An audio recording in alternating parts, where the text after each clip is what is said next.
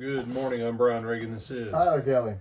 And as we begin our run up this week towards Christmas, I want to take some time and go through another quote Christmassy passage, Isaiah 35, tremendous prophecy, and just kind of break apart a little bit of that this week. So, Tyler, if you will, just read verses 1 and 2 for now.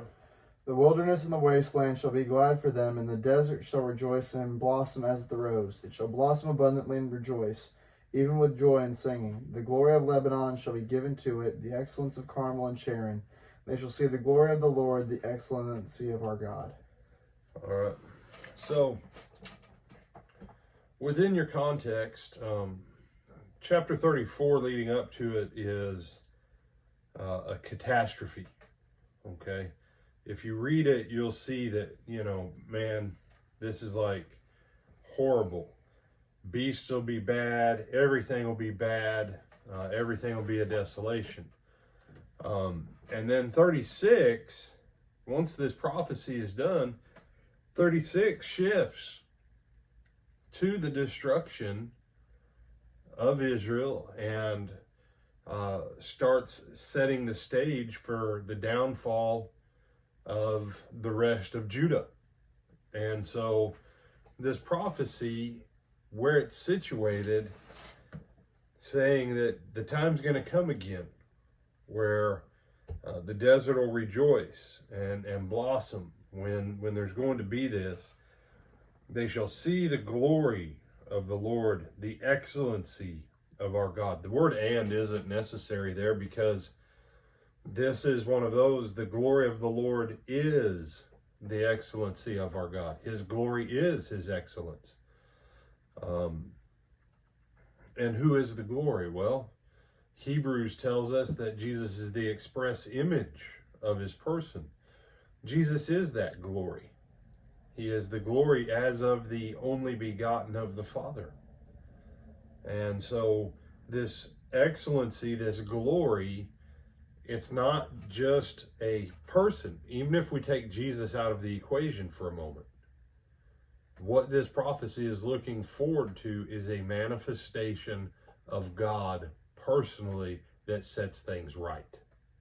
It's not just going to be another king like David or Solomon.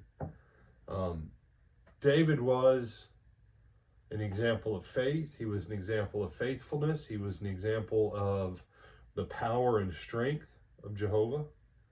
Solomon was an example of wealth and splendor.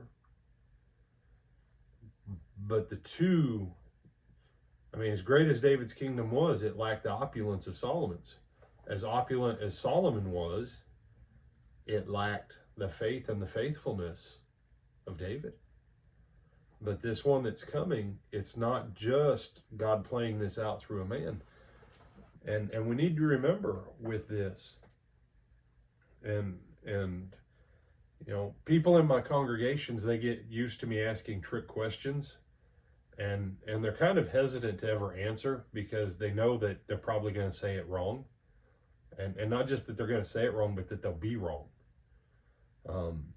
And I remember one of the earlier times that I asked someone, was David God's perfect king for Israel?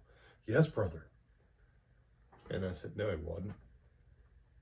It was God's will for God to be their only king. Mm-hmm. David was God's second string.